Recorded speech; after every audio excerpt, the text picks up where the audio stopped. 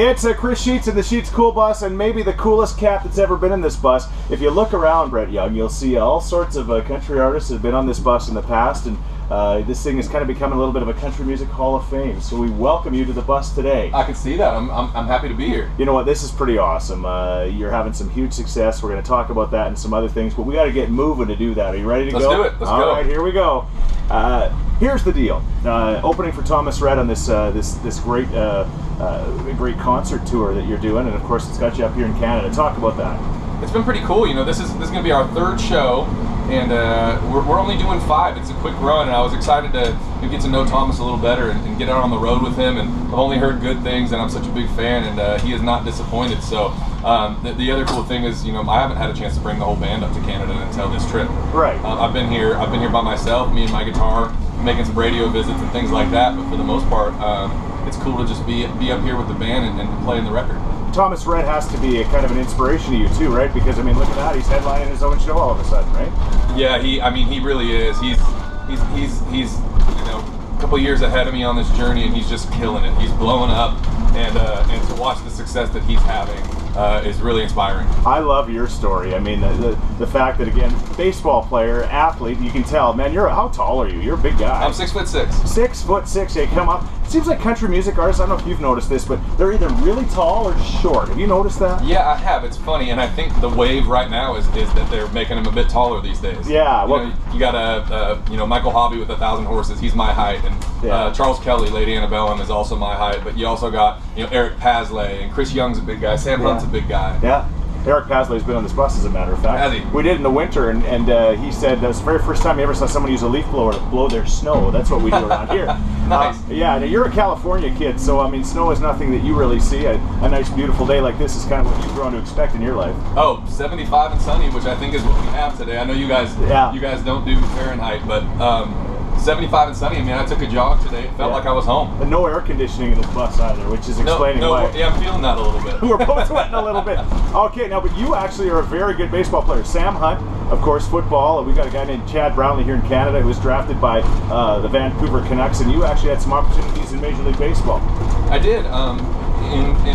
With Major League Baseball, if a team is interested in a high school player, they actually allow them to, I believe it's a week before the draft, they allow them to call and kind of get a feel for, where the kid's head's at, and if he's considering skipping college or if they'd be wasting a pick. And so I got a phone call from both the Devil Rays and the Twins. Yeah. And man, it just didn't feel like enough money to skip college. Yeah, good for you. I know your parents were proud of that decision. I think Mom really loved it. I think Dad would have liked to see me go to the league, but Dad's like, school, we'll deal with that later. You can do school later, son. No, they were very supportive, and I think it turned out to be the right decision. That's awesome. Brett Young's with us in the Scheetz Kool bus. So, of course, then the baseball thing doesn't work. You get injured? Was that what happened? Or? I did. My junior year in college, I had transferred around a little bit, and opening night junior year, I was our Friday night starter, and I was in the bullpen, and I had gotten all warmed up. I was about 5 minutes from start time. I was going to throw to one more fake hitter in the bullpen, and I threw a slider, and I just felt my elbow snap. Ooh. And it was. I had Tommy John surgery, reconstructive elbow surgery, and just the timing of it made me miss my junior and senior year. And I thought, you know what? I'll start writing some songs. Who would have ever thought that, again, you need Tommy John surgery so you could play your guitar, right? I mean, you got to have a healthy elbow to play guitar, right? Yeah, that's cool. That's pretty cool. So, then as the story goes, I think you're like in church, or that somebody, again, is injured or has a lower or upper body injury, and you fill in, and the rest is history. Is that the way it worked for the choir? Oh, no, you know what it was the guy that was leading worship in my high school, I went to a Christian high school. Yeah. He was a senior, I was a sophomore. Yeah. And one week he said, my other guitar player can't make it. I know you play guitar. Okay. Would you come play guitar with me? And I did it. And it was 6 songs. I didn't have to sing or anything. Yeah. And after the thing, he said, you did great. I'm going to be gone next week. I need you to lead. So basically, you've never done this before. You're 15 years old. Wow. I need you to sing in front of 700 people. Okay, so you had the itch for the singing and the playing before even the baseball. During the baseball. I did, yeah. All right, that's cool. Well, the rest, as I say, is history. Who's your biggest influence? If you were growing up as a young guy and you were being inspired by an artist in any genre of music, who would that have been? Growing up, I was listening to mostly, I would call it soul music. My parents played Sam Cooke and Otis Redding and B.J. Thomas and Gary Puckett and the Union Gap. That was the kind of music they played around the house. And so the natural transition for me as a kid was I found Boyz II Men. I found like Motown. Wow. And but like pop Motown, you know. Yeah. And my first concert I ever went to was Boyz II Men and Mariah Carey, but it wasn't until the first Gavin DeGraw record. Yeah. Early 2000s, I heard that record. It was the first time I ever heard a style of music that sounded like something I would want to do professionally. Okay. So that Boyz II Men, you remember the song? Can you sing a little bit of it or anything? Oh my gosh, I'm trying to remember what album they were on when I went to that show. What were they on? Was it High Harmony? That's the thing. And so we'll go to the end of the road. Wow. That song, right? That sounds fantastic. I was going to do the Spanish version, but I thought maybe that wasn't the way to go. Brett Young's with us on the Kool Bus. You got to go to Nashville to make it, so I assume that became a part of your plan, right? Yeah, you know, I was chasing it for a lot of years in Los Angeles and having a lot of success, but it felt like, you know, you get to that point with anything in life where it feels like you've reached the ceiling. Yeah. And I just wanted to really focus on the songwriting side of things, and Nashville's the place to do that. And so I've been there for about 3.5 years now, and I was there about 1.5 years when I met Jimmy Harnon and Laurel Kittleson over at Big Machine and Republic at the time. And as they say, the rest is history. All right, that very first huge hit. I mean, it was a chart topper. I mean, seriously, that's not bad at all for this young guy that was kind of a baseball player who decided to become a country singer with a very, very unique voice.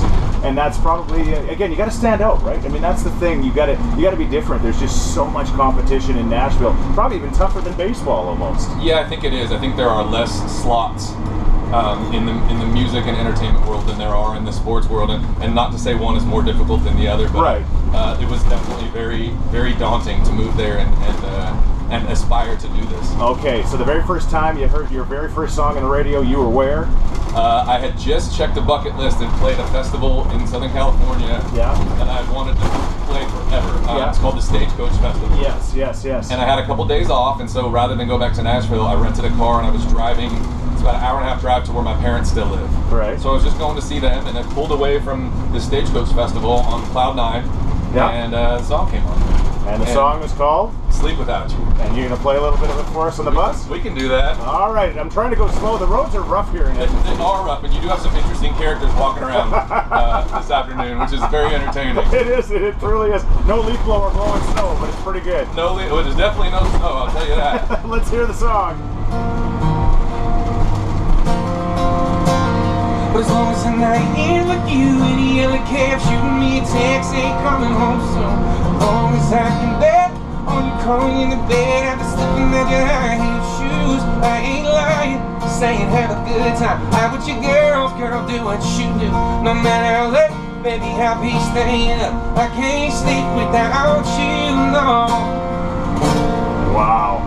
Man, you sound great. Your voice, like, it just, again, I know you're just born with it, right? I mean, seriously, you're born with it. Like, you know, I'm born with my real love of carbohydrates. So you're born with a voice. I mean, it's just kind of the way it goes. But that's pretty amazing. Now, the current single, seriously, I checked yesterday, second most downloaded country song on iTunes in Canada. Wow. Right now. That's incredible. Yeah, so that's pretty cool. And I told you when I was listening to the song, I'm getting my wife and I are about to have our 25th wedding anniversary. 28 with a wind chill, which is a joke that you probably don't appreciate because you don't know what wind chill is. I do, and that's very clever, and also congratulations. That's quite the achievement. She's the one that should be congratulated. but the new song is like, it sums me up. Like, I love her. I know I love her. And nothing has ever changed. I've always loved her, and I love her more every day. But it's not something that I necessarily say or show, right?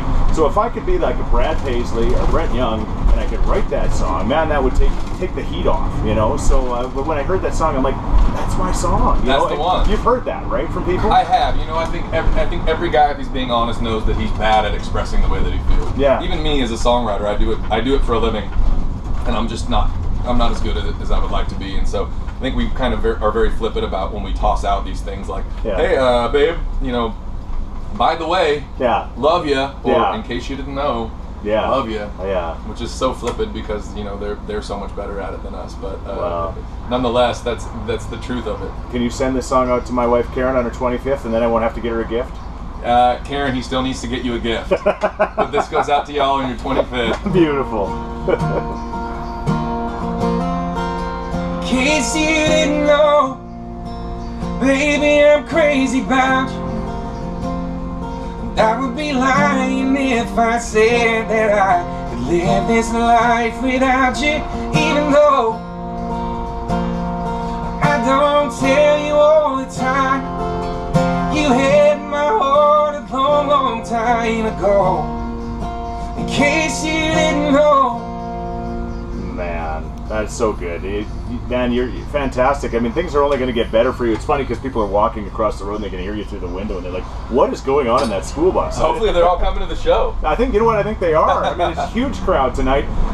Canada loves you, my friend, and I think you probably love Canada back, don't you? I sure do. It's been such a blast, and it's an honor to get to play for the Canadian country music fans. All right. Anything else real exciting? What's the most exciting thing in your life besides playing tonight at Rogers Place? What is the one thing that you can't wait for? Besides finishing this amazing run with Thomas Rhett, it's very exciting that at the end of this month we get to get out and start our summer tour with Lady Antebellum and Kelsey Ballerini, which runs all the way through October. That is cool. It's going to be really fun. That is cool. Brett Young, everybody. He's already a star, and I know all you really could wait for. You know you made it once you got on the Scheetz school bus. That's it. That's it. And we've made it, and it's a done deal. I hate to break it to you, but you got to get off now.